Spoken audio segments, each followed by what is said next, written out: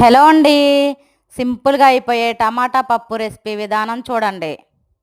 50 grams కందిపప్పు, 2 రెబ్బలు చింతపండు, 2 టేబుల్ స్పూన్స్ కారం, మీడియం సైజ్ టమాటాలు 3, 4, 5 పచ్చిమిర్చి, చిటికెడు పసుపు, రుచికి సరిపడా ఉప్పు.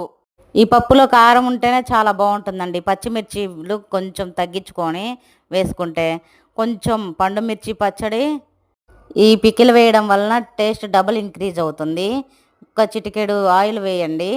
వేసి ఒక హాఫ్ లీటర్ వాటర్ పోసుకొని మూత పెట్టేసి 5 విజిల్స్ రానిస్తే పప్పు సాఫ్ట్గా ఉడికిపోతుంది. మరోవైపు నేను తాలింపు కోసం కూడా రెడీగా పెట్టుకున్నాను. ఒక 5 టేబుల్ స్పూన్స్ ఆయిల్, 1 ఎండుమిర్చి, కొంచెం పచ్చిపప్పు, కొంచెం జీలకర్ర, పొట్టుపప్పు కొంచెం, 2 రెబ్బలు చిన్నులపై రేఖలు, 1 ఆనియన్ కట్ చేసుకొని రెడీగా పెట్టేసుకోండి. ఆయిల్ బాగా కాగాక కరివేపాకు వేసి వేయించి ఆనియన్ కూడా వేసేసి చాలా బాగా గోల్డెన్ బ్రౌన్ కలర్ వచ్చేలాగా వేయించాలి. తర్వాత పప్పు వెనిపేసి తాలింపు వేసేయాలి.